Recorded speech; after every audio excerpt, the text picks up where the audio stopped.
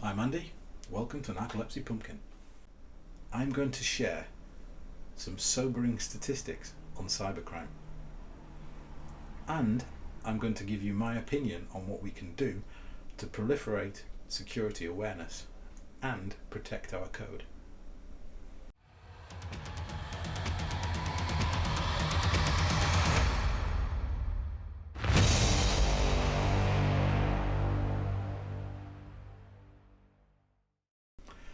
Cybercrime is set to inflict damages totaling $6 trillion globally in 2021. To put that in economic terms, if cybercrime were considered a country, it would be the third largest economy after the US and China. That puts cybercrime way ahead of illicit drugs, which only has an estimated annual turnover of $400 billion globally. Of that $6 trillion, ransomware, that's been in the news quite frequently in the last 12 to 18 months, only accounts for approximately $300 billion. The rest of that $6 trillion is made up of data breaches and other malicious attacks. Given there were 19 million software developers in 2019, and this number is set to reach 45 million in 2030, we have a responsibility to do everything we can to remove known vulnerabilities from our code.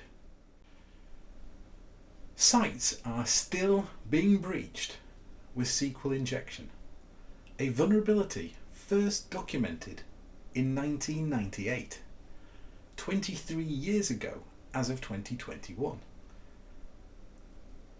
One such high-profile breach was only a year ago, where hackers obtained 8.3 million records via SQL injection from FreePick.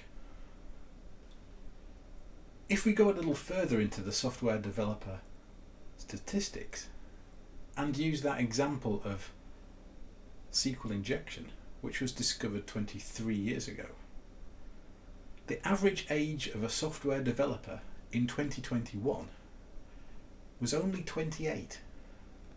So SQL injection was discovered before most of the software developers working today finished high school, which can really only mean one thing: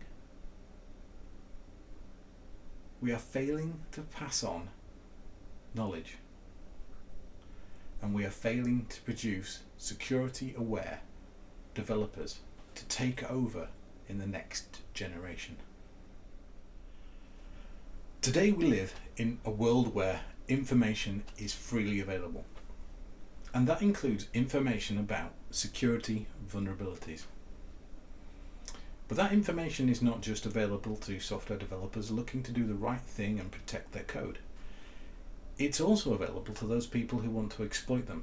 So therefore there's documentation on how to exploit all vulnerabilities that are known. And hackers are continually extending that list. They are finding new vulnerabilities on a daily basis. And we can do some things to try and mitigate the chances of us having a breach. But we can absolutely protect ourselves against known issues. There are two organisations that are at the forefront of this documentation. The first is the Open Web Application Security Project, or OWASP, and they provide a top 10 list of online security vulnerabilities, and a further list going on as long as you want to read it. Another organisation, the Common Weakness Enumeration, or CWE, provide a top 25 common coding errors that lead to security weakness or vulnerabilities. What we can do is assert the absence of these vulnerabilities and errors in our code. That's the least of our responsibilities as software engineers, i.e.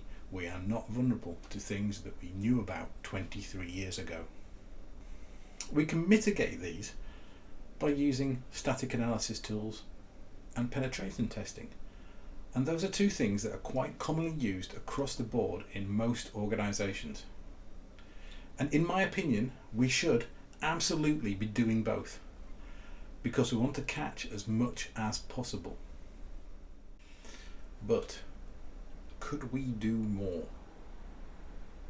by introducing steps sooner in the life cycle, a way of removing or detecting these vulnerabilities as we write code? I think there is a part here for test-driven development to play. If we define tests for these behaviours, these degenerate behaviours, simple things like null checks and how those should be dealt with, if we include those in tests up front, we will assert the behaviour of our code is correct and as expected.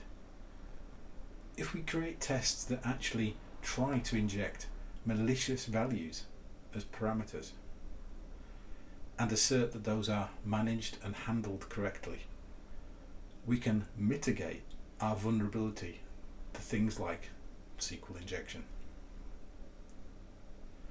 This would also mean we'd get feedback very, very early in our development lifecycle. This would obviously not remove the need for that static analysis and penetration testing, but it would hopefully reduce the amount of issues that are found and therefore reduce the cost of remediation. Even clean code has a part to play here. By making remediation of issues found in penetration testing and static analysis easier to find and easier to fix, because our code is clean, well written, decoupled, it would also allow us to introduce tests that assert the behaviours during these attacks, so we can then have a regression to make sure we don't accidentally reintroduce these issues at a later date, again reducing the amount of things found during penetration testing and static analysis. In the words of Uncle Bob, the only way to go fast is to go well. Well, I'd also say the only way to go securely is to go well. If you find the information and ideas in this video at all useful or valuable, then please click like. And why not click on subscribe, click on the bell, so you get notifications when I post new videos.